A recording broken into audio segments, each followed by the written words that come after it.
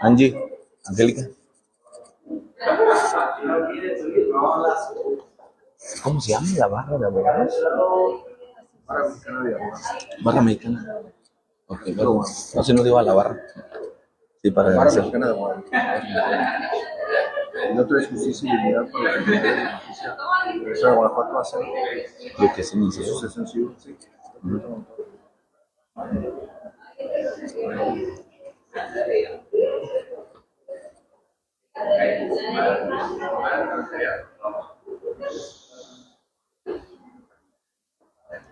Muy buenas tardes. Nos encontramos presentes en la Universidad de León o del plantel Salamanca para efecto de la realización del evento Jueves de Jueces, que es una actividad académica y social de la Asociación Justicia y Dignidad para los Impartidores de Justicia del Estado de Guanajuato, AC, en conjunto con la Barra Mexicana de Abogados. Todos los jueces presentan ponencias de diversas personas juzgadoras para efecto de acercar el conocimiento de la experiencia judicial en las audiencias y en general los trámites procesales con la ciudadanía. En esta ocasión nos reciben, agradecemos mucho a la directora Aida Esquivel Palmares de la Universidad de León, plantel Salamanca, que nos hace el favor de recibirnos para efecto de la conferencia de nuestro compañero maestro Israel Rico Valdés, que es juez de oralidad laboral del Poder Judicial del Estado de Guanajuato, que nos va a compartir su tema de pruebas en el juicio laboral. Bueno, el maestro Israel también le agradecemos el que nos presente sus conocimientos para efecto de esta ponencia. Bueno, él tiene una larga trayectoria en el Poder Judicial del Estado de Guanajuato, desde el 2008 hasta la actualidad. Ha sido meritorio en diversas salas del Supremo Tribunal de Justicia del Estado de Guanajuato, en materia penal, en materia civil, en materia mercantil y en materia laboral. Bueno, me refiero a ello porque ha estado laborando como auxiliar administrativo en la tercera sala penal 2009-2011, como actuario también de un juzgado civil, secretario de un juzgado penal, secretario de un juzgado civil, juez menor civil, secretario de un juzgado de oralidad mercantil. También ha colaborado como juez de partido civil, juez de juzgado menor mixto y desde el 2021 como juez de oralidad laboral en la región de Irapuato, que obtuvo su nombramiento a través de un concurso de oposición.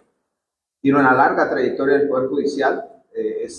La verdad es un honor el poder escuchar sus conocimientos, compartirlos además con la comunidad universitaria, de lo que además pues él es docente en esta Universidad de León en las materias de Derecho Laboral y Derecho Procesal Laboral. Es egresado de la Universidad de Guanajuato y también tiene una maestría en Justicia Laboral que tiene en proceso de titulación para la Escuela de Estudios e Investigación Judicial del Poder Judicial del Estado de Guanajuato.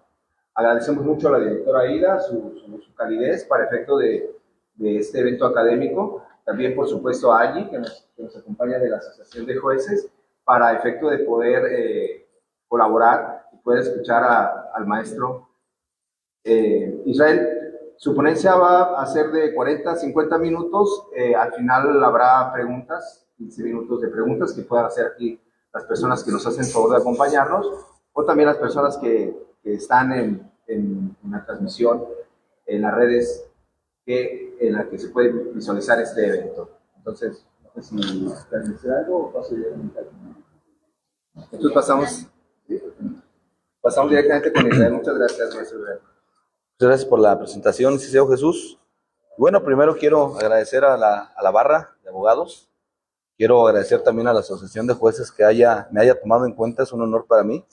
También agradezco a la UDL que me haya apoyado para esta situación. Y bueno, es un honor para mí intentar compartir los conocimientos en tan poco tiempo. La realidad es que son temas bastante extensos, que luego sabemos que incluso en 4 meses, que es lo que dura el cuatrimestre, no alcanzamos a abordarlos. Pero bueno, lo que se trata aquí es la intención de los compañeros jueces y de su servidor con este tipo de días, de los jueves de jueces, es acercar precisamente lo que hacemos al interior de los tribunales a la sociedad. Y qué mejor que hacerlo a través de la comunidad estudiantil. Dicho lo anterior, entonces, primero para poder yo empezar a hablar de las pruebas en materia laboral, es muy importante recordar los principios que rigen a la materia laboral, porque recordemos que es una materia muy especial. ¿Por qué? Porque precisamente rige aquel vínculo por el cual las personas llevan la comida a sus casas, dicho de manera coloquial, para no ponerle argumentos ya jurídicos y que sea muy entendible para aquí los alumnos que nos acompañan. Entiendo que vía Zoom hay abogados, pero bueno, quiero también hacerles patente que enfrente de mí hay alumnos que no me gustaría usar tecnicismos tan avanzados para que nos puedan entender. Recordar entonces que en este triángulo, pues tenemos por un lado al patrón y tenemos por otro lado al trabajador.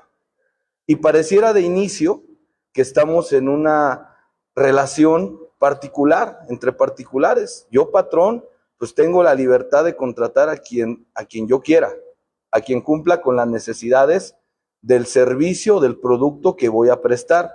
Y yo, trabajador, conforme incluso la Constitución, tengo la libertad de contratarme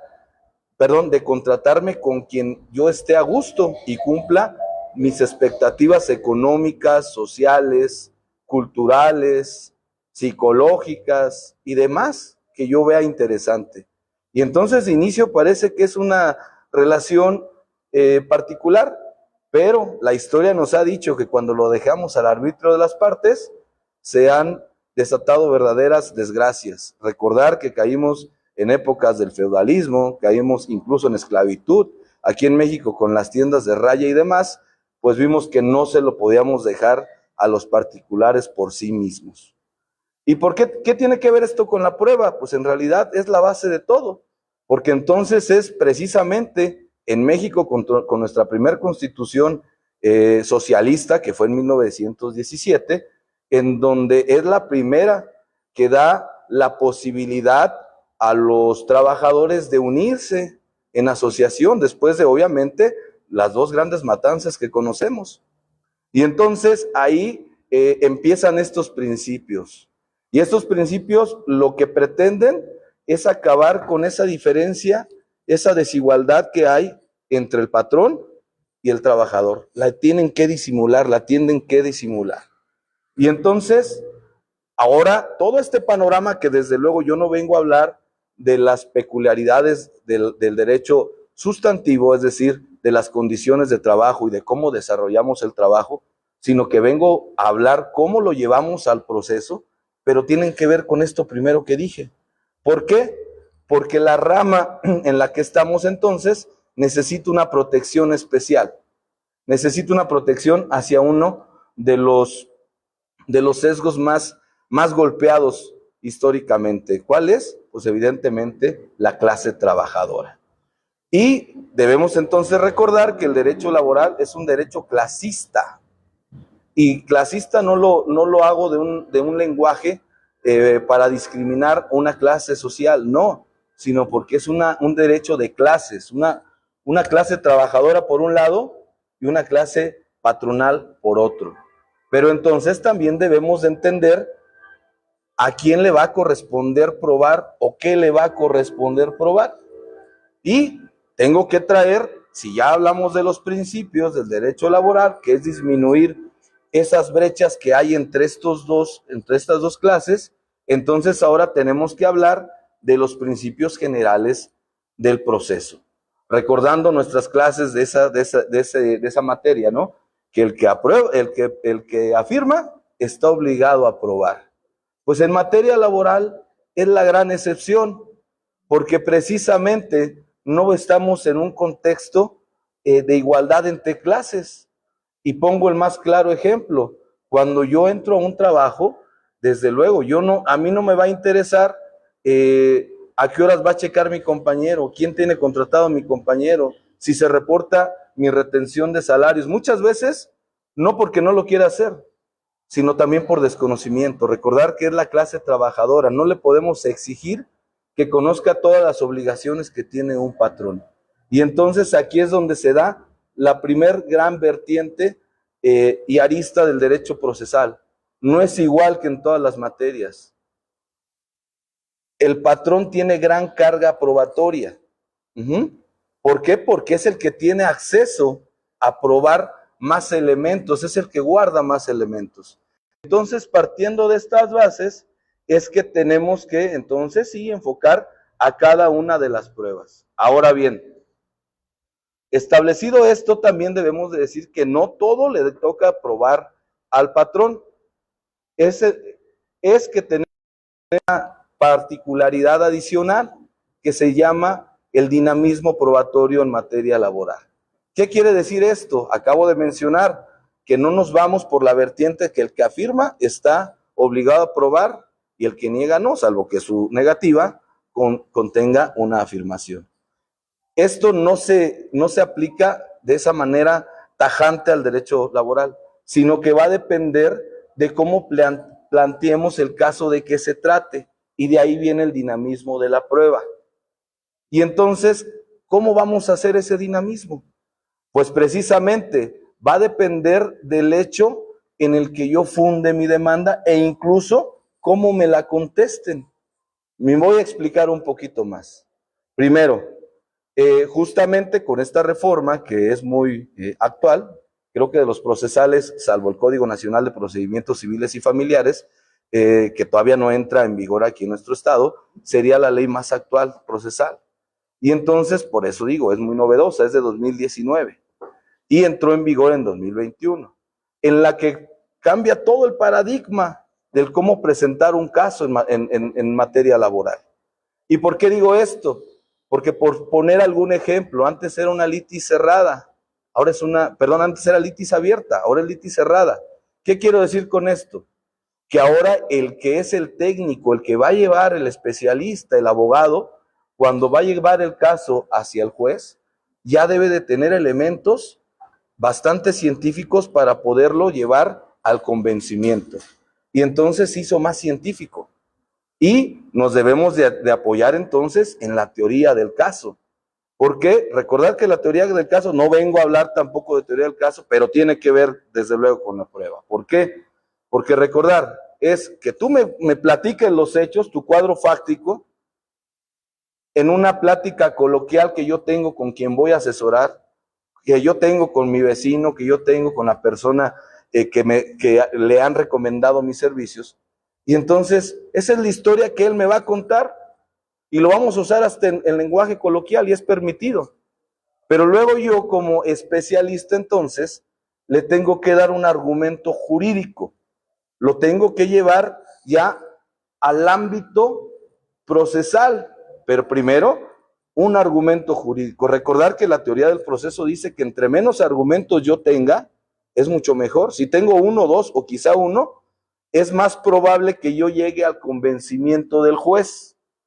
Luego, ya tenemos esta segunda fase. Y la tercera fase precisamente es, si yo ya tengo mi argumento jurídico en base a los hechos que me están platicando, es qué elementos probatorios tengo para entonces acreditar mi argumento.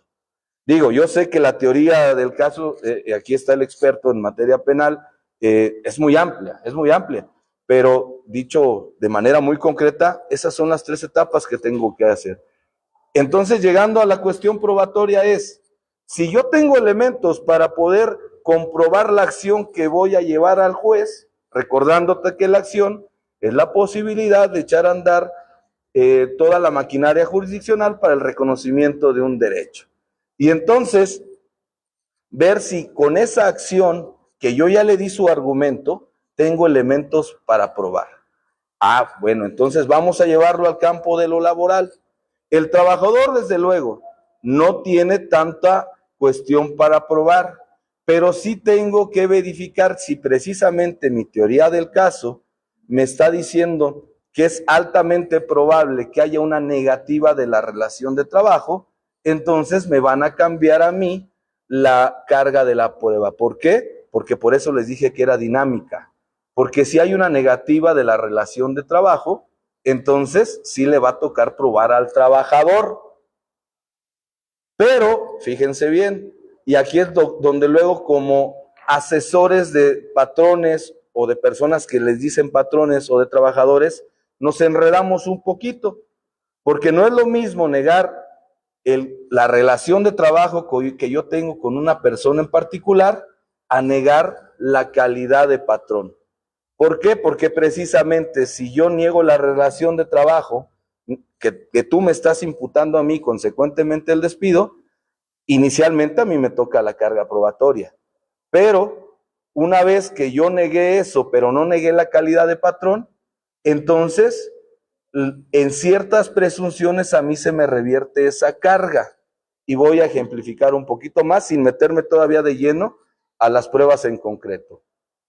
Por ejemplo, si yo no negué la calidad de patrón, entonces yo tengo que exhibir los documentos si tú me pides una inspección.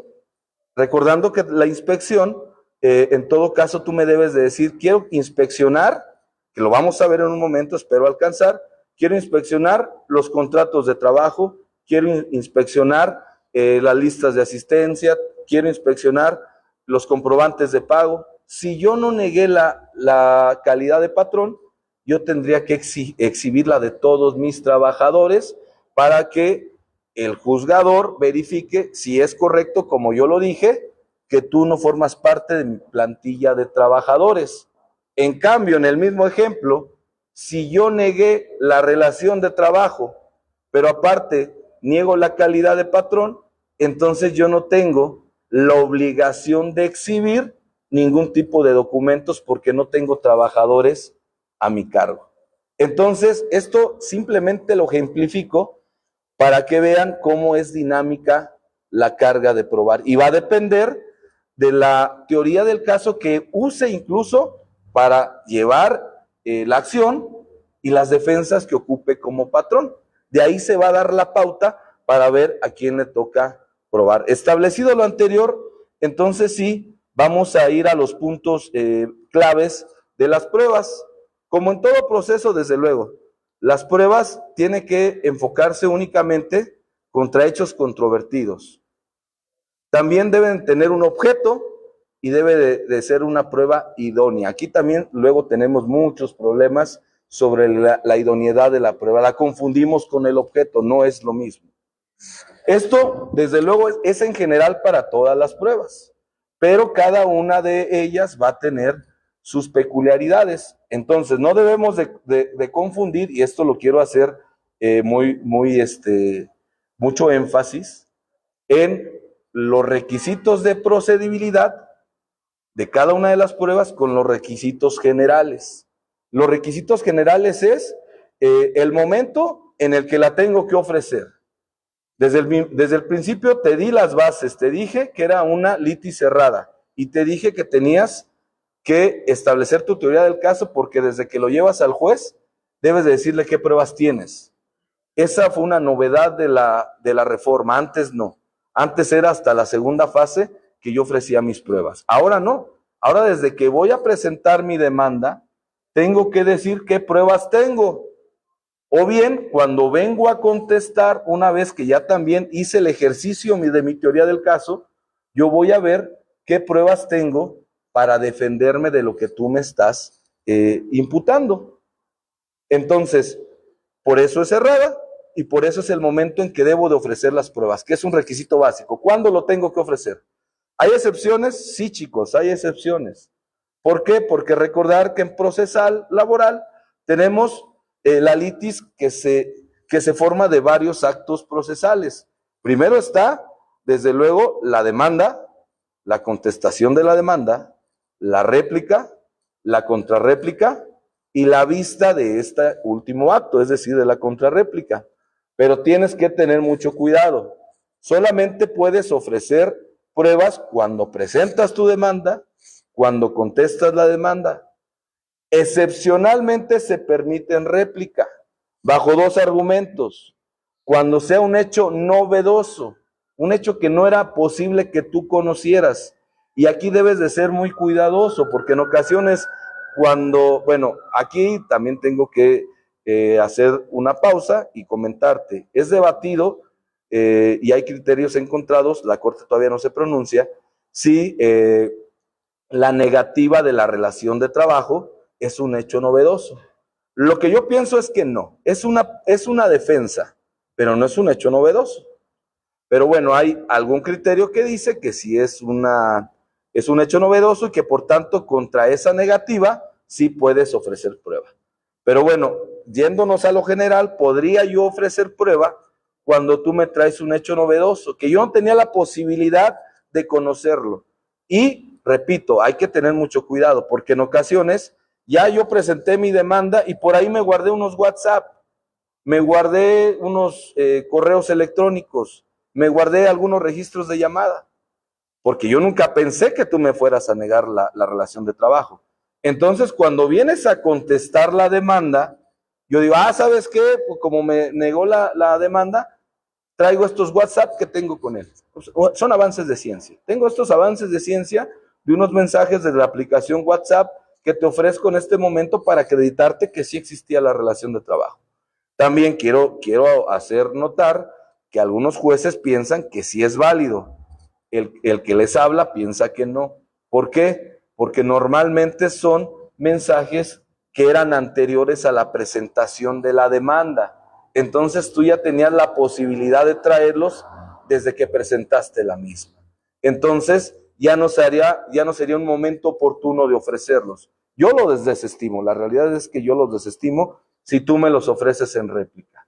Entonces, volviendo al estudio de los requisitos, es muy importante que veas en todas las materias, pero estamos hablando de laboral, cuándo es el momento idóneo para ofertar tu prueba. Y vuelvo a repetir, en materia laboral, por lo general va a ser demanda, contestación. Excepcionalmente, podrá ser en réplica y contrarréplica. En vista es prácticamente en muy pocas hipótesis jurídicas. Ahora bien, hablaba ya de las pruebas, otro requisito que se exige para cuando yo voy a ofertar una prueba es que la relacione con los hechos controvertidos. Cuidado aquí con esto. Que tiene que ser con hechos controvertidos y que se relacionen con los hechos.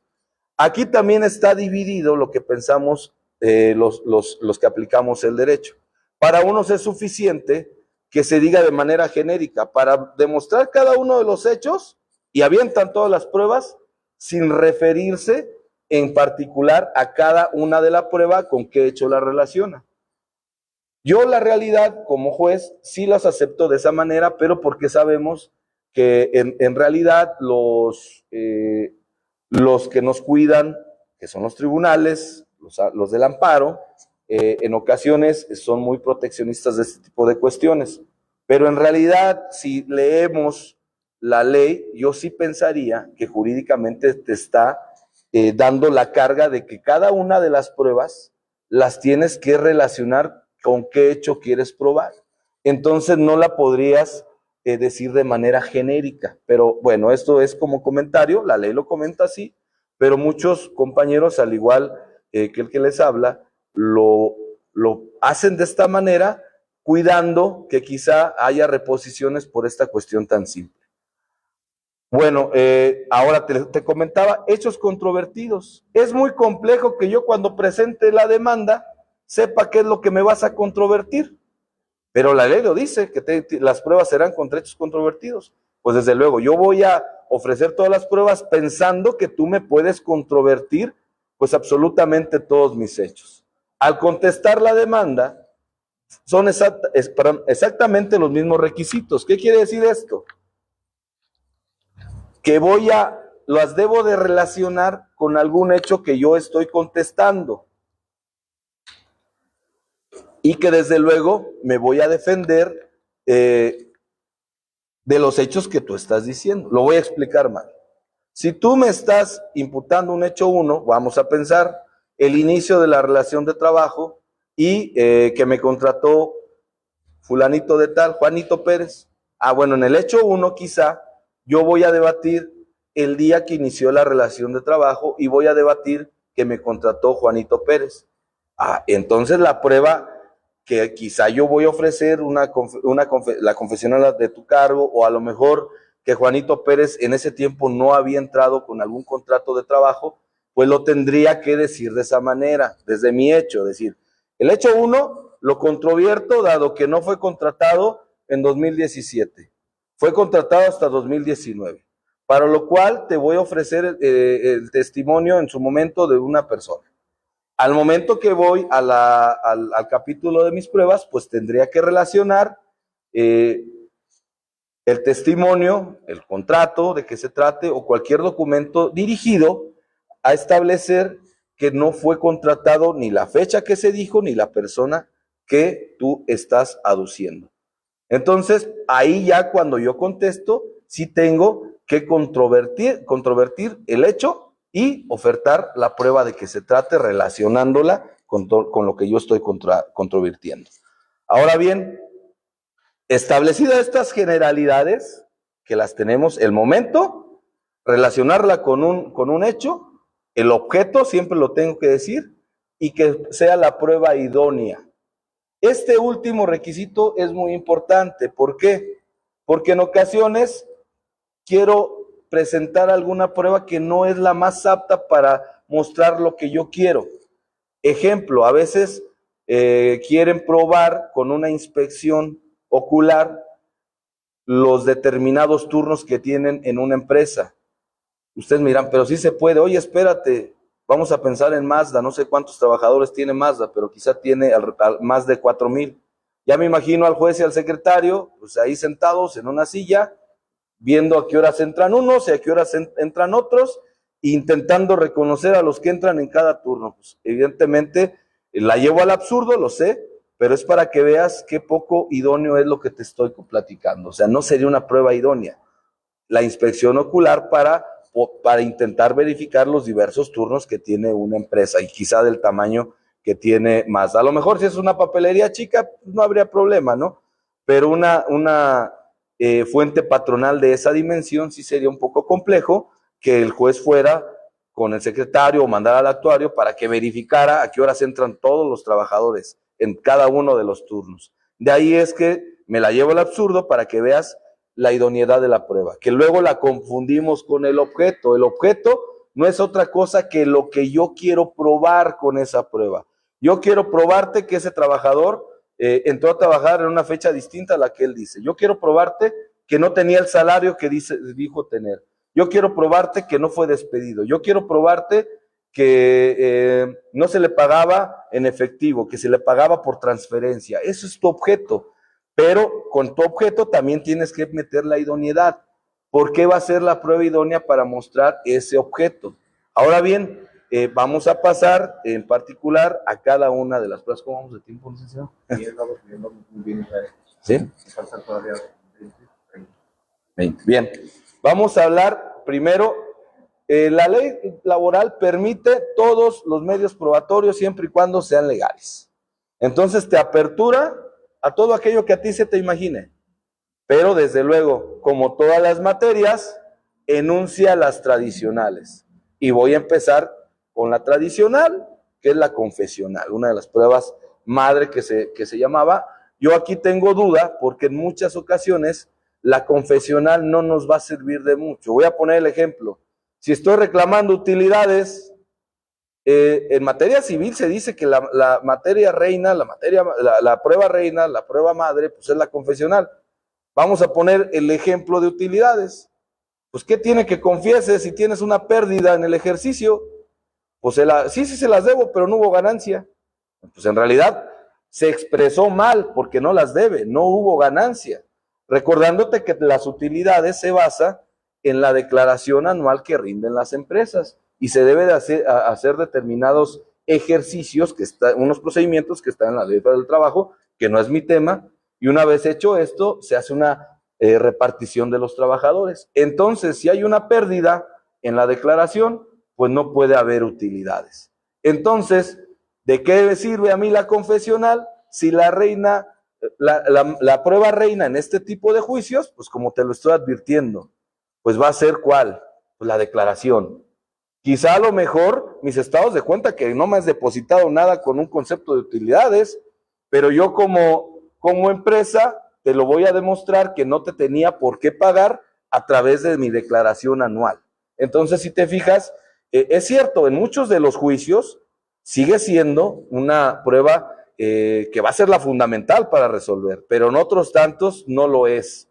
Bueno, acotado lo anterior, entonces les empiezo a platicar de la confesional. Recordándote que doctrinalmente, pues es el testimonio de parte, ¿no? El que queremos saber lo que la parte contraria a mis intereses tiene que decir al proceso. Pero yo me lo voy a traer, porque él ya expresó lo que tenía que expresar a través de su demanda y de su contestación. En su caso, tratándose de laboral, de la réplica, contrarréplica y de la vista. Ya cerramos litis. Bueno, pues ahora yo voy a intentar que a través de posiciones y a través de interrogantes, debatir lo que él me dijo en estos actos procesales. Por eso es de parte, no es testimonio, no. Él me va a decir lo que tenga que decir respecto de lo que me está imputando y de mi teoría fáctica. ¿Yo qué quiero probar? Pues precisamente que el que tiene razón soy yo. Y a través de las posiciones lo voy a intentar que contradiga lo que él mismo dijo a través de los escritos que en su momento presentó. Pero debo de distinguir que puede ser posiciones o puede ser interrogantes, recordándote que la posición es precisamente sobre los hechos, que usted esto, que usted el otro. Voy a poner un ejemplo, que usted fue contratado el 4 de diciembre de 2024, que usted fue contratado el 15 de septiembre de 2025. Esa es una posición. En cambio, la interrogante puede ser más aperturada, que te diga, no, entonces ¿cuándo fue contratado? Que usted tenía un salario fulano de tal, el que yo digo, no, no es ese, entonces ¿cuál era tu salario? Que usted estuvo en la fuente de trabajo tal día, no, entonces ¿dónde estaba? O sea, las interrogantes nos van a permitir un poquito más de apertura. Pero recordar, la valoración de las pruebas, que ya me adelanté, espero llegar a esto, aquí no es tasado, nos permite que sea conforme la verdad, para encontrar la verdad, no les pone un determinado valor a las pruebas, es libre, es un valor libre que le tenemos que dar a la prueba. Y entonces, la confesional, como en todas, pues las debo de ofrecer, como ya lo mencioné, al momento de que yo presento mi demanda o contesto la misma. Debe de tratarse precisamente sobre la parte contraria a mis intereses.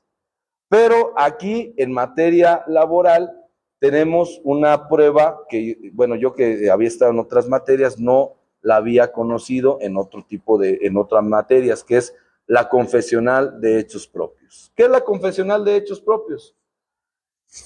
Recordar que, por ejemplo, les puse el ejemplo, perdona la reiteración, les hablé de Mazda. Mazda, desde luego, es una sociedad mercantil y debe de tener, pues, muchos representantes. Y desde luego, para las cuadrillas que tiene, para sus trabajadores, pues tiene ahí encargados de cada una de las líneas. Y tiene unos supervisores, no conozco cómo esté la estructura, pero yo imagino que hay supervisores, hay directores, hay gerentes. Pues todas estas personas que yo les comento pueden venir a dar confesional de hechos propios. Es decir, cuando ejerza funciones de dirección y de mando, la parte contraria a los intereses, que por lo general es el patrón, puede mandar llamar a esas personas que ejercen funciones de dirección y mando. Pero lo que digan ellos le va a afectar directamente al patrón. No sé si quedó claro en esta parte. Es decir, aunque no es el patrón directamente su representante, sino que es un gerente, un director, un supervisor, le vamos a hablar y las posiciones que yo le haga o las preguntas que yo le haga, le va a afectar directamente al patrón.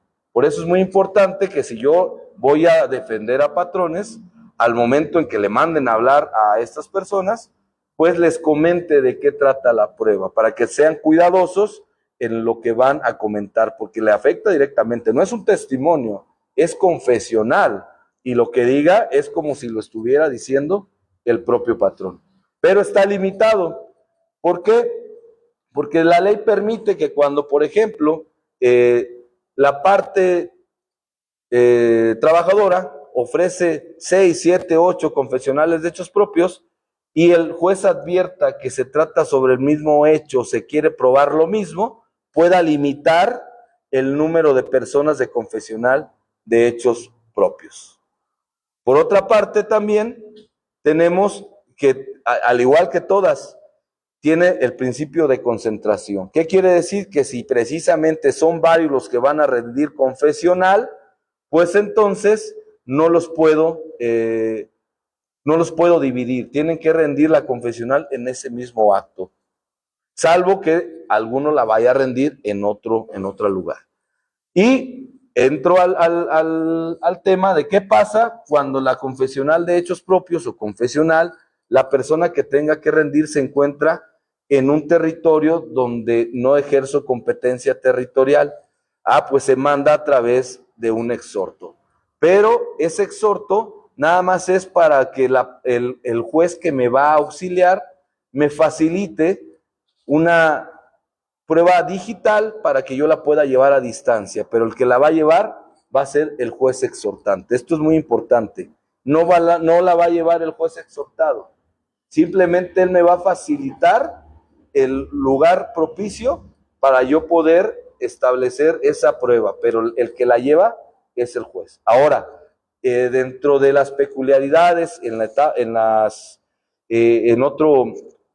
otra cuestión de la ley, también permite que si por alguna situación quien vaya a rendir confesional no puede asistir al tribunal, también el juez podrá encomendar esa prueba para que vaya al lugar donde se encuentra esa persona, porque quizás sea una persona que ya no puede acudir al tribunal. Ya yo he tenido la experiencia que era una persona ya grande, que estaba postrada en cama, me la ofertaron y tuve que ir. Evidentemente llevamos nuestra cámara digital, que es proporcionada por el juzgado, y ahí realizamos la prueba. Desde luego lo tienes que hacer con mucho cuidado, porque hay derechos que tienes que respetar de privacidad y demás circunstancias, y desde luego te van a acompañar las partes, entonces tienes que ser muy meticuloso cuando desarrolles este tipo de pruebas.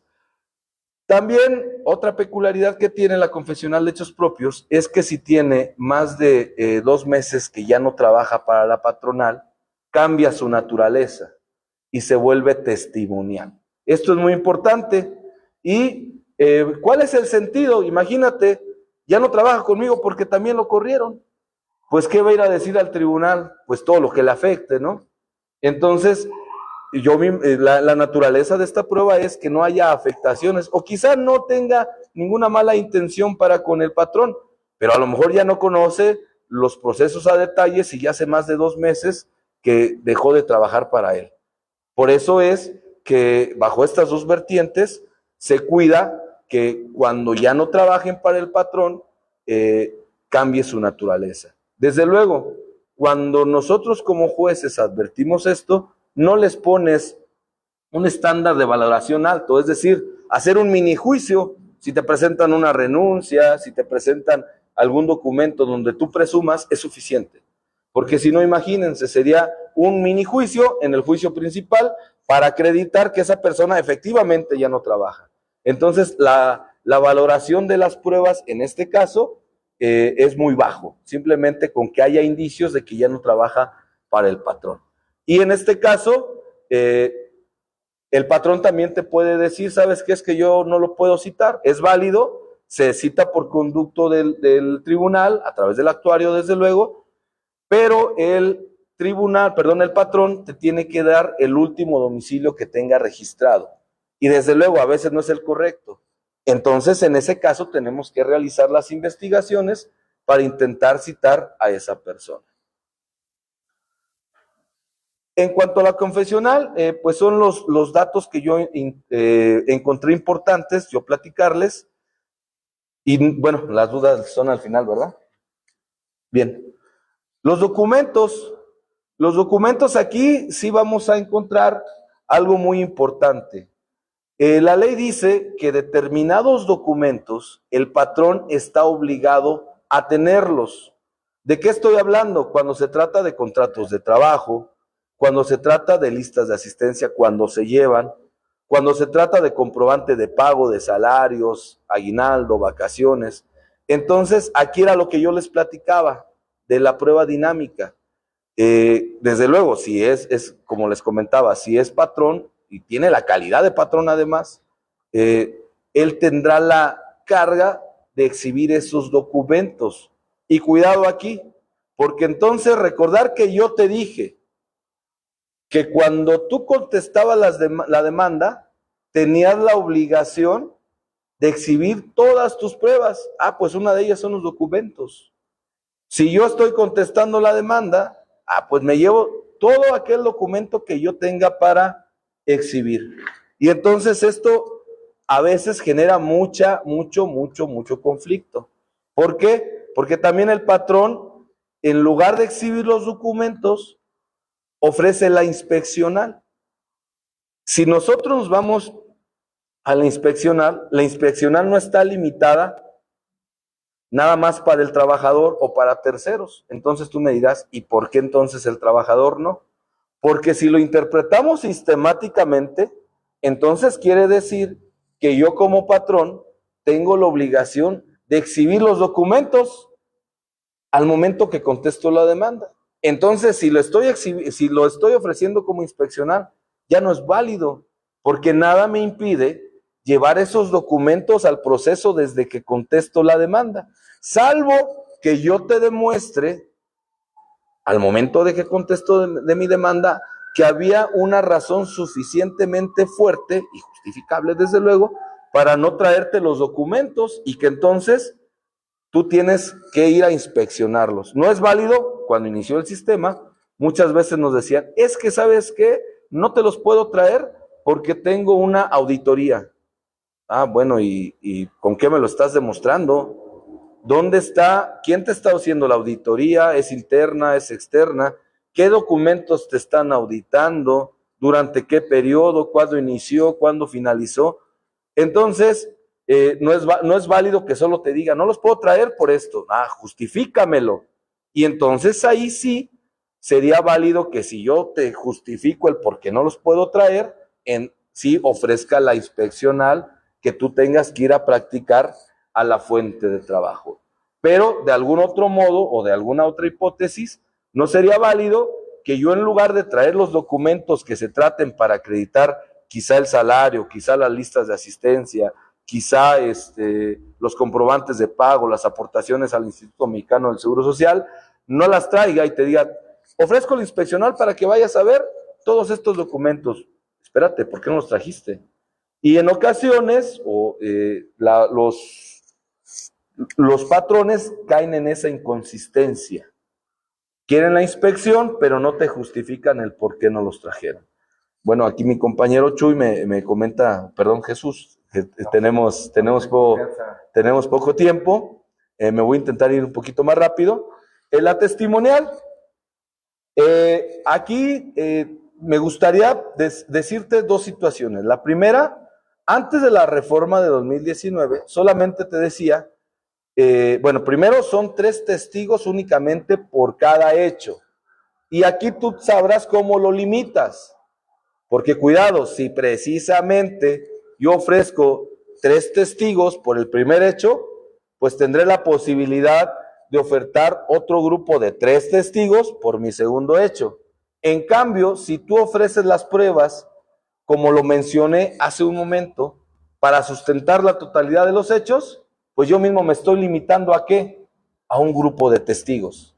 Entonces aquí es muy importante que si quieres probar con diferentes testigos hechos distintos, pues así lo pongas. A ver, este grupo de testigos es para acreditar que él no estuvo presente el día que se dice despedido. Otro grupo de testigos es para acreditar que la persona que dice que lo despidió se encontraba en otra ciudad. Fíjate, es sobre el mismo despido, pero es para sustentar 2 hechos distintos. Es válido. entonces tú tendrás que tener un argumento suficiente fuerte para que en todo caso veas cuántos testigos puedes ofertar. Ahora, regresando a los requisitos. Antes de la reforma decía únicamente nombrar a los testigos. Después de la reforma dijo, y mencionar sus domicilios. Entonces, consideramos que es un requisito de procedibilidad que mencione su nombre, porque aquí no hay prueba innominada, testimonial no hay innominada, siempre los tienes que nombrar. Su nombre y su domicilio. Luego, seguido ese mismo artículo, palabras más, palabras menos, dice, para el caso que tú no los puedas traer, serán citados en el domicilio. Pero entonces, no es que el domicilio que te estoy mencionando al principio sea para el caso de que no puedas traerlos. No, te lo estás estableciendo como requisito. ¿Y por qué lo estamos deduciendo? Porque antes de la reforma decía lo mismo. Y otorgarás el domicilio para que sean citados, pero no era un requisito. El nombre y domicilio. Ahora, desde luego, cuando es por exhorto, y tú dices que que es un testigo, que tú no puedes traerlo, y entonces solicitas que sea citado por el tribunal a rendir su testimonio, y que se encuentra fuera del lugar donde tú ejerces competencia territorial, entonces va a ser por exhorto. En ese caso también agrega un requisito adicional de procedibilidad, que tienes que ofertar un interrogatorio. Y yo aquí quiero hacer un comentario. La ley es media rara en este sentido, porque dice que con ese interrogatorio lo vas a calificar para poder mandar el exhorto. Y después te dice, pero también le vas a correr traslado a la parte contraria para que haga un contrainterrogatorio. A ver, espérate, por doctrina, el contrainterrogatorio va a ser sobre las contestaciones que de las preguntas te dé. Y entonces, ¿yo cómo le voy a exigir a la parte contraria que realice un contrainterrogatorio si ni siquiera ha contestado las preguntas? Desde luego, hay abogados que se aventuran y dicen, bueno, pues yo le voy a hacer estas preguntas, pero considero que está mal redactado porque no podría yo hacer un contrainterrogatorio, repito, si tú no has contestado a las preguntas. También destaco que cuando es así, mediante exhorto, ahí sí da la posibilidad de que el juez exhortado, sea el que lleve a cabo la prueba. Para los compañeros alumnos, les voy a recordar que el exhortado es aquel que te va a ayudar a hacer la diligencia. En ese caso, él sí puede llevar a cabo la prueba. O bien, también le puedes solicitar que solamente te dé las facilidades para tú presidir la prueba y tú la llevas a cabo. En este caso, en el primer caso, la prueba se va a limitar a las interrogantes que calificaste. En el segundo caso, el juez las partes podrán realizar cuantas preguntas crean necesarias y contrainterrogatorio de la misma manera, si el juez la preside. Pero no quita el requisito de que tengas que acompañar con la prueba tu interrogatorio. Bien, la pericial.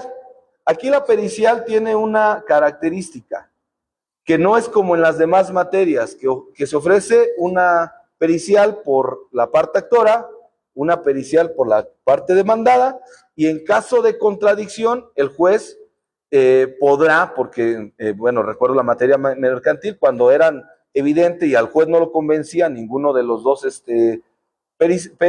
periciales, podría nombrar un perito tercero. En este caso no, el que va a nombrar el perito va a ser el propio juez, el juzgado, él lo va a nombrar y ese peritaje va a acoger a las dos partes. Es decir, no pertenece a ninguna, simplemente es para el proceso. Debatimos el otro día los compañeros en una reunión que si también es posible que al presentar el estudio, el experto no llena los requisitos que tú le solicitaste, es decir, el estudio está mal para el juez, que si era posible nombrar otro. Desde luego, recordar que el juez tiene en esta materia, tampoco se los había comentado, la posibilidad de proveer pruebas para llegar a la verdad. Es una particularidad también de este sistema que los jueces podemos proveer pruebas, o sea, mandar traer Pero cuidado, porque esto es muy delicado, pinta en una línea muy delicada, porque te podrías poner del lado del actor o del lado del patrón. Cuando hagas este tipo de pruebas, es porque en realidad es un pequeño detalle el que tú quieres llegar a la verdad, porque el que tú te traigas una prueba puede cambiar incluso el cómo va la cuestión procesal. Entonces debes de ser muy cuidadoso. Pero regresando acá, en base a esta facultad, perfectamente el juez podría decir, oye, es que el perito que yo mismo nombré no cumplió con lo que le estamos solicitando. Es más, advierto que no tiene los conocimientos suficientes, aun y cuando trajo determinados documentos que así lo presumían.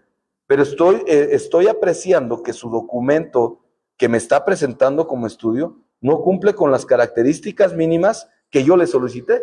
En consecuencia, voy a proveer una nueva pericial respecto de lo que las partes quieren que se desarrolle. Desde luego, como en cualquier materia, las partes pueden recusar al perito, y la preparación tiene que ser antes de la audiencia de juicio. Como particularidad también, la Ley Federal del Trabajo menciona en sus artículos que la Procuraduría del Trabajo podrá, a petición del trabajador, dotar de un experto para que lo asesore al momento de la pericial. Cuando iniciamos el sistema, nos decían, a ver, necesito que me nombres un perito. Bueno, pues yo le digo a la Procuraduría. ¿Por qué? Porque al que le da la carga es a la Procuraduría. Y la Procuraduría le mandaba el oficio y decía, ¿sabes qué? Pues es que no tenemos los elementos económicos, ni físicos, ni profesionales para dotarte de un perito experto para que te asesore en la pericial. Para mí, esto sí podría hacerse de manera efectiva, que la Procuraduría de la Defensa del Trabajo tuviera a lo mejor algunos peritos, y ellos saben cuáles son las materias que normalmente se ofrecen, para que al momento del desarrollo de la pericial pudieran estar ahí asesorando al trabajador. Pero repito, esta parte me parece muy interesante, porque aunque estás en el proceso, a quien se lo vas a pedir ese experto que está asesorando al trabajador no es al juez, se le tiene que pedir a la Procuraduría. La inspeccional, ya hablé un poquito respecto de que debes, de cómo se desarrolla, pero la voy desde luego a especializar un poquito. En este sentido tenemos que como requisito tienes que mencionar el periodo. Esto es muy importante. Si no mencionas el periodo, no cumples con un requisito de procedibilidad. Tienes que mencionar también cuáles documentos son los que vas a inspeccionar. Entonces, fíjate, aparte de lo que vimos en la prueba genérica, te está agregando dos requisitos adicionales. Debes de mencionar qué es lo que vamos a inspeccionar y el periodo que lo vamos a inspeccionar. Desde luego el lugar. Pero si no hay impedimento, pues el juez le va a decir a la parte de que se trate que se traiga los documentos. Cuidado, puede ser la parte patronal o un tercero. La inspeccional puede ser cualquier persona que tenga esos documentos. Ahora bien, no platiqué porque lo dejé para esta prueba. Cuando yo ofrezco la documental, puede ser que yo esté ofreciendo una copia y que diga, ¿sabes qué? Es que yo no tengo acceso al original. El original se encuentra en determinada oficina. Te voy a pedir que lo cotejes. En este caso, el cotejo se va a realizar con las reglas del inspeccional. Es decir, el juez puede ir personalmente o puede mandar al secretario o al actuario. Normalmente, ¿qué hacemos? Pues se manda al actuario a que realice este tipo de inspecciones. Pero repito, está relacionado con los artículos de la documental. Cuando yo quiero que se inspeccione un documento que yo solamente tengo copia, se va a realizar con las pruebas de la inspeccional. Ahora, en tratándose de ese tipo de documentos, la parte que lo ofertó tiene que decir qué es lo que quiere que se inspeccione de ese documento, bueno, que se coteje, quizás esté en un libro, así lo dice la ley, y qué parte pide que se esté cotejando. Pero la otra parte también puede adicionar que de ese libro, de ese registro, que se coteje relacionado con ese documento que se ofreció. Desde luego, repito, con las pruebas de la inspeccional. Ya nos pasamos, ¿verdad, licenciado? ¿Sí? Vamos a agregar un número. Ok. Bien, finalmente, digo también, bueno, primero pido una disculpa tanto vía Zoom como a los que están aquí presentes. Vuelvo a repetir, quise hablar de los puntos más álgidos, más importantes que yo encuentro en la ley, donde en las audiencias que yo tengo hay problema para hablarles de ello, porque en realidad, imagínense, hablar de todas las pruebas, pues en realidad, repito, en un cuatrimestre no lo alcanzamos a ver, mucho menos en 40 minutos. Por eso se me hace muy importante que a lo mejor ya haciendo esta cuestión muy general que hablé, pues más bien escuchar a ustedes, escuchar a las personas del Zoom, si se les generó alguna duda, con todo gusto la resolvemos. Sí, hemos preguntado si alguien tiene alguna pregunta. En redes no se ha planteado alguna pregunta. También Rito, que nos hace el favor de seguirlo en el Zoom, me comenta que tampoco hay ninguna pregunta hasta el momento. ¿Alguien quiere hacer alguna pregunta en este momento para el ponente, de las personas que están aquí? Bueno, aquí viene un mensajito de Facebook. Ajá. Dice Víctor Hugo de León, no se siente tiempo, sígale maestro. Es muy interesante esta ponencia. Gracias, Víctor Hugo de León, por sus comentarios.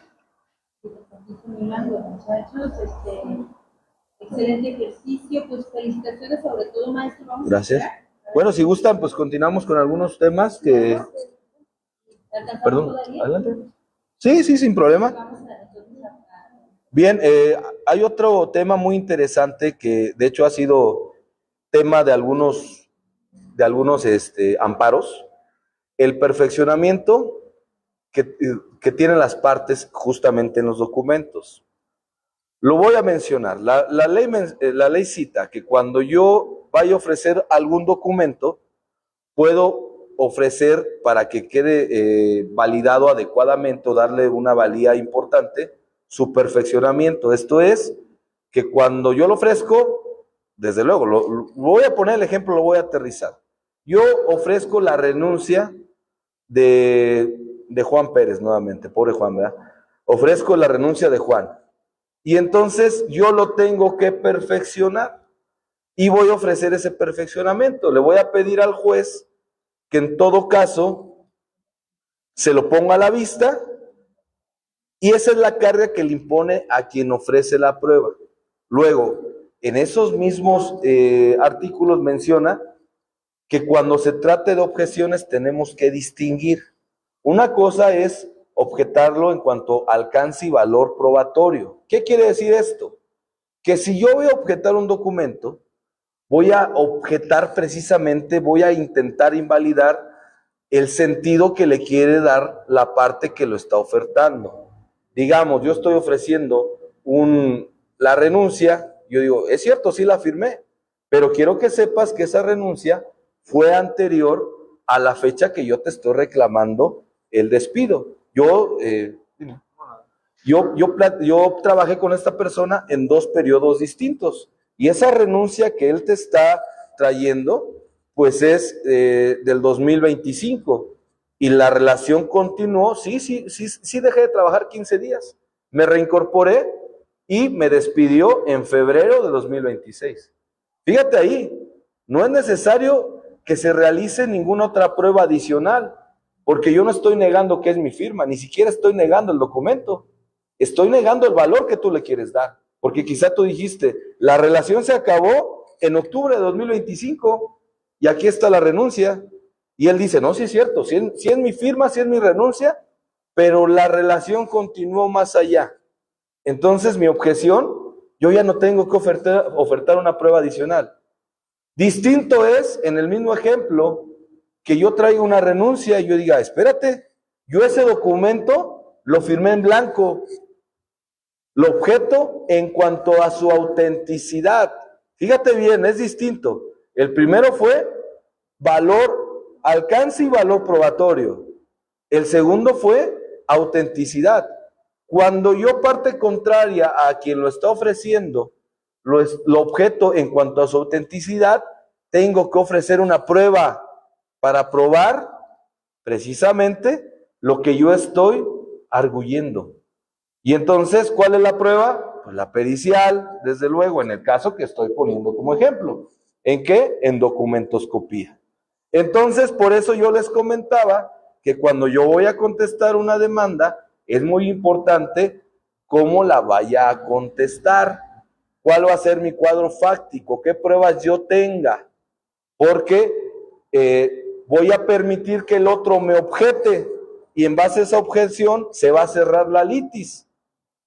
Ahora, otro ejemplo que tengo para este tipo de documentos que se da muy a menudo, que las partes en ocasiones, ya después de que el juicio casi está cerrado, es decir, en alegatos quieren incorporar cuestiones. Y voy a poner un ejemplo. En el mismo sentido que estamos platicando de la renuncia, luego vienen ya en alegatos y dicen, ¿sabes qué? Es que como se advierte, sí pertenece la firma, sí pertenece la tinta, pero la fecha es distinta. A ver, espérate, tú me alegaste que ni siquiera era tu firma, entonces ya no importa si tiene alteraciones en el contenido, porque tú me negaste haberlo firmado. No me alegaste una alteración, me negaste tu propia firma. Al momento que te lo puse a la vista, incluso me dijiste que no reconocías ni tu firma ni el documento. Y entonces por eso el estudio se trató únicamente de grafoscopía o grafología. Luego, distinto es que al momento en que tú vayas a ratificar o que le vayas a decir a tu cliente pues que reconozca el documento, si es que es de él, desde luego, si diga, oye, pues reconócelo, si es el documento que firmaste en blanco, pues así dilo, porque fíjate, ahí el estudio sería distinto, sería en documentoscopía, para intentar verificar si ese documento tiene datos que nos den luz, que fue alterado y la firma fue anterior a que haya sido impreso. Entonces, por eso es muy importante, regresándome a los documentos, cómo lo vayas a ofertar y qué pruebas vas a ofrecer. Esto que les acabo de mencionar, la ley no lo menciona con esa claridad, pero en una sistemática nos vamos a avances de ciencia. En avances de ciencia nos podemos imaginar cualquier tipo de tecnología que tú tengas a tu alcance. Por lo general se da en tratándose de listas de asistencia. En esas listas de asistencia tú tienes también que ser muy preciso cómo es que lo vas a ofertar. Y voy a poner un ejemplo. Las listas de asistencia en cuestiones biométricas, pues yo voy y coloco mi dedo o voy y coloco mi cara y ese registro va a un servidor, a una computadora y se incorpora. Bien, me comentan. Y entonces me comentan, perdón, regresando, ya ves, me perdí, si sé por qué. Sí, perdón. Entonces, en ocasiones, vuelvo a repetir, están en un CPU, están en un servidor. ¿Cómo te los vas a traer? No los impriman, no es un documento. Son avances de ciencia y así lo debes de llamar. Y entonces tú tienes que decir, oye, te traigo el registro de asistencia impreso, pero te hago saber que el documento digital se encuentra en el servidor fulano de tal, modelo fulano de tal, que está conectado a una red y que solicito se vaya a verificar. No me lo puedo traer porque precisamente tengo 3,000 trabajadores. ¿Cómo me voy a traer el servidor? ¿Y cómo te lo voy a dejar en el secreto del juzgado? Es ilógico. Ve y revísalo. Y además, en caso de que objetes su autenticidad, la parte contraria a mis intereses, te ofrezco de manera preventiva la pericial en informática. Cuidado al momento que contestes, porque también puedes objetar únicamente en cuanto a alcance y valor probatorio. Sí son mis registros biométricos, pero nada alteran al día del despido. Es más, la hago mía, porque ahí se corrobora que trabajé horas extra. Fíjate mi objeción. Le estoy objetando, es más, ni le estoy objetando. No es necesaria ni siquiera ya la pericial ni ningún otro estudio. Diferente es Si yo digo, espérate, objeto ese registro, porque puede ser alterado. Fíjate lo que estoy diciendo. Puede ser alterado. Entonces se va a realizar el estudio para ver si lo que tú trajiste se alteró de su fuente original. Pero fíjate lo que estoy diciendo. Desconocí mi cuestión biométrica. ¿Verdad que no le estoy, en el argumento que estoy dando, nunca dije que desconocía que fuera mi registro biométrico? Entonces, ten mucho cuidado, porque si tú lo que quieres es desconocer tu registro biométrico, pues así lo tendrías que decir. Objeto esos registros digitales porque no se trata de un registro mío, no corresponde a una cuestión biométrica que se haya digitalizado de mi persona y está alterado por tanto, porque es muy distinto a que la alteración del registro se dé a que yo niegue que sea mi registro biométrico. Bueno, ahora sí con esto concluyo. Adelante, licenciado. Pues agradecemos mucho la ponencia de nuestro compañero y amigo Israel en los grupos eventos tan relevantes que son de las cosas cotidianas. Todos los días, todas las personas tenemos asuntos que nos pueden suceder en relación con esos ámbitos y con un lenguaje tan sencillo, tan asequible, pues por supuesto que nos enriquece. En el Facebook hay varios comentarios. Agradecemos a Susi López, que nos comenta excelente que se realicen este tipo de ponencias. También Gabino Lozada dice que es loable el tratamiento de los jueces con todos los operadores de justicia. Gracias por la enseñanza. Igualmente agradecemos su presencia y sus comentarios en redes sociales. También por aquí se comenta Mitzi, excelente ejercicio, felicidades, Facultad de Derecho. También comenta Juana Rodríguez Ortega, saludos al estimado maestro Israel, excelente como siempre. También de Dicta Negra, reconocimiento al juez laboral Israel Rico, quien comparte criterio y experiencia de esta conferencia desde la UDL. Para quienes litigamos en materia laboral, resulta valioso escuchar a juzgadores que entienden que la justicia no puede quedarse atrapada en formalismos ni formulismos, sino mirar de frente a la realidad de cada caso. Pues bueno, ese es precisamente el objetivo de estos acercamientos, jueves de jueces, que las personas juzgadoras podamos compartir los conocimientos, la experiencia que todos ya tenemos en nuestros juzgados y acercarlos no solamente a la comunidad estudiantil, a los demás compañeros maestros y maestras, sino también a la comunidad en general. Agradecemos todos sus comentarios. También Chevo Ramlo manda un afectuoso saludo al juez Israel Rico. Víctor Hugo de León, gracias por la ponencia, maestro Israel, gracias por su generosidad al compartir estos puntos finos que nos permiten litigar mejor. También Leticia Morales en Facebook comenta el cuestionamiento que tiene el juez para preguntar, puede ser violatorio porque hacen a veces el trabajo del abogado. Yo creo que ese es un comentario. También Jacqueline Soria comenta, estamos atentos si tiene alguna pregunta. Perdón, esta es una comedia. Mi Jackie, que está aquí enfrente justamente. Jackie, ¿nos quieres hacer una pregunta, Jackie? Adelante. Sí, justamente estamos bueno, no sé si primero quieras entrar el comentario de Leticia, que dice el cuestionamiento que tiene el juez para preguntar, puede ser violatorio, porque hace a veces el trabajo del abogado, lo que comenta. A ver, no entiendo la Leticia pregunta. Morales. Leticia, a ver cómo, ¿me lo repite, licenciado? Sí, dice, el cuestionamiento que tiene el juez para preguntar puede ser violatorio, porque a veces hace el trabajo del abogado. Sí, como lo comenté a la compañera Leticia, cuando hice este argumento, sí dije que era muy delicado, que teníamos que ser muy, muy precavidos los jueces desde que preguntamos a las partes, cuando nos traemos pruebas, porque sí, en efecto, es una línea muy delgada en que podemos cambiar la cuestión procesal hacia un lado o hacia otro. Yo la realidad lo hago muy poco, pregunto cuando sí hay que aclarar un cierto punto, pero por lo general dejo que las partes sean quien los litigue. Sí, pero tienes muchas razones, coincido totalmente contigo. Es una carga verdaderamente riesgosa para el juez, pero que la debemos de utilizar cuando sea necesario. Coincido totalmente contigo. Muy bien. Jackie, ¿vas a hacer una pregunta o Ellen? Ellen, adelante, Ellen, gracias.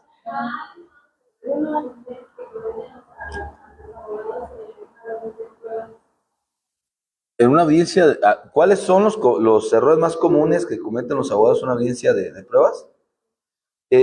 Son muy variados, pero yo más bien diría que les ha costado un poquito, perdón, nos ha costado un poquito el cambio, me incluyo, este cambio de paradigma de la justicia laboral. Entonces, la forma de litigar al cambiar sí es un poquito distinta y creo que más bien hemos ido aprendiendo todos juntos. Y entonces los errores en ocasiones fue ese cambio que tenían las muletillas de que diga si es cierto como lo es, a la siguiente, todo ese tipo de cuestiones. Pero yo más bien pensaría que el error es esta teoría del caso en ocasiones no la plasman bien y ofrecen pruebas que no tienen que ver con las litis. Vale, ¿quién más va a preguntar, muchachos? Pregunten, a ver, por allá andas Armando. Muy bien, Armando. No los, échale, que se vea que hay UDL aquí. Dale. Adelante, hermano. Respecto a la confesional de hechos propios, Ajá. ¿cuál es la diferencia principal entre ella y la testimonial? Mira, cuando se convierte en testimonial o la diferencia entre una y otra. Sí, cuando se convierte en testimonial. La confesional de hechos propios se convierte en testimonial cuando la persona que tenía las características de ser un representante del patrón porque dirigía, tenía personas a su cargo, lo representaba por las funciones propias del desarrollo del mismo, deja de trabajar para él por más de 2 meses. Ahí cambia su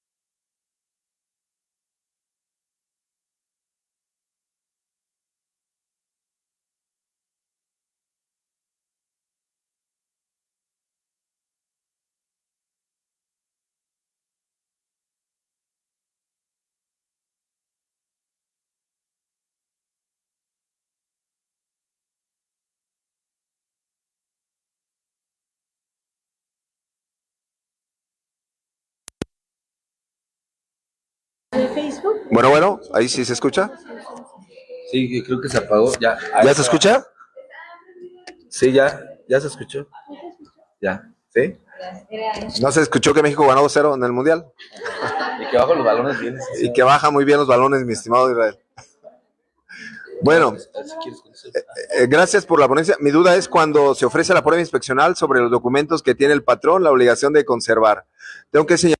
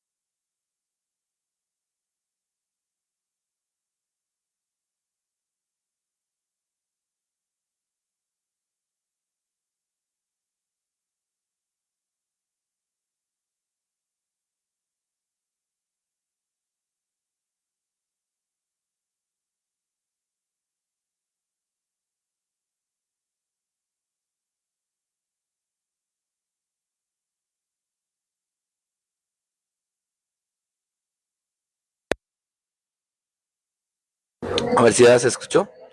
Y otra cosa es cuando es autenticidad. La autenticidad como lo que fue suscrito, creado, como lo dijo la persona que me está preguntando, tengo que hacer valer mi objeción a través o comprobarla a través de un medio idóneo. Pero no, las objeciones no son del juzgador. El juzgador en todo caso va a argumentar, va a enjuiciar con la sentencia, pero él no va a objetar. Él va a calificar y analizar las objeciones que ante él se hagan para poder resolver la controversia del litigio. Muy bien, estimado Israel. También comenta tu tocayo Israel Hernández por vía Zoom. Hace otra pregunta. Buenas noches Israel. En caso de los comercios informales, que los trabajadores no cuentan con contrato laboral en el juicio laboral, ¿cómo se comprueba la relación de trabajo si el trabajador cumplió un año y fue despedido? Dado que el juez debe atenerse a la realidad en lugar de los formalismos, no tiene lista de asistencia ni checador digital como medio idóneo de comprobar asistencia. Bien, primero, contrario a lo que creo está la pregunta, no le tocaría al trabajador probar, salvo que haya negativa en la relación de trabajo. Pero sí es cierto que la ley dice que el contrato debe ser por escrito, pero también menciona que si no hay por escrito, si no se hizo por escrito, se va a tener a las condiciones y el desarrollo que se dio y en beneficio del trabajador, contrario a lo que por ahí entendía, que pareciera que al trabajador es la carga de la prueba, vuelvo a repetir, salvo que haya negativa. Pero en caso de negativa, la realidad es que es una defensa muy arriesgada, porque siempre va a haber algún tipo de prueba, ya sea testimoniales, ya sea un WhatsApp, ya sea algún tipo de cualquier prueba que lo va a relacionar y máximo que si trabajó el año como lo está mencionando. Entonces no, ahí es al revés, el que se debe preocupar en ese caso sería el patrón. Muy bien, pues como decía, la carrera judicial no te da sino esta experiencia, no solamente del marco legal, sino también el marco de doctrina, por supuesto la experiencia para efecto de poder contestar estas y todas las cosas que pueden hacer. No sé si por aquí tengan alguna otra pregunta que quieran hacer, ¿alguien del público? ¿Alguien? ¿Todo bien? No, Alejandro. Nada. Okay. Bueno, pues nuestra compañera jueza Angélica Molina Fontes hará un comentario. No, pues únicamente agradecer en nombre de la Asociación Justicia y Dignidad para los Impartidores de Justicia del Estado de Guanajuato, al maestro Israel, al maestro José Jesús, a la maestra Aida Esquivel, por su tiempo, por su espacio. Maestro Israel, gracias de verdad por su exposición tan clara. De verdad, muchas gracias por compartirla con todos nosotros y a todos ustedes que se esperaron y que nos reciben tan calurosamente. De verdad, muchas gracias. Jueves de Jueces es un ejercicio académico que ha sido recibido de verdad con mucha apertura por parte de estudiantes, de abogados, pero también por público en general. De verdad, muchas gracias. Nada más. Maestra. Genial este ejercicio académico. Estoy viendo la reacción de los alumnos de la Universidad de León aquí presentes, las personas que están vía Zoom y los que están vía Facebook. Pues más preguntas, más tiempo, dicen que le sigan. Agradezco al juez Rico, al juez Delgado y a la jueza Angélica esta apertura de una forma tan coloquial para que pueda llegar a no solamente a los estudiantes de Derecho, sino a todas las personas que son parte de lo que es la actividad laboral que a todos nos concierne en México. Agradecemos y tengan por seguro que esta Universidad de León es su casa y tenemos toda la apertura. Agradezco a la directora de Derecho, la licenciada Lulú Ramírez, aquí presente, también que se prestó para que todo esto se pudiera dar a cabo. Muchas gracias.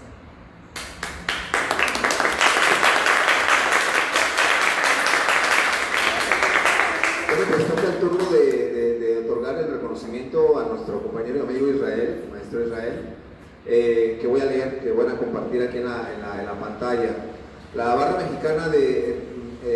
Mexicana, Colegio de Abogados, Capítulo Guanajuato, otorga el presente reconocimiento a Israel Rico Valdés por su participación en la conferencia Las pruebas en el juicio laboral. Maestra Katia Morales Prado, a quien mandamos un saludo, presidenta del capítulo Guanajuato, Barra Mexicana, Colegio de Abogados, y el maestro Humberto Espitia Arredondo, a quien también mandamos un afectuoso saludo, presidente.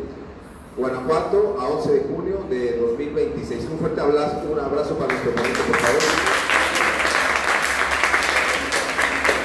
Lo que esperamos el próximo jueves, el jueves de jueces. Muchas gracias a todos por haberme escuchado, gracias a la escuela por aperturarme las puertas y reitero a la asociación y a la barra haberme invitado. Muchas gracias a todos.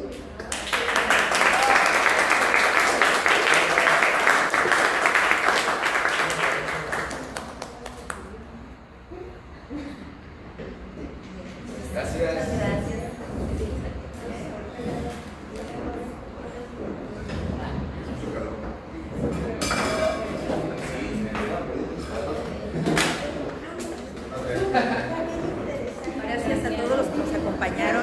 Buenas noches.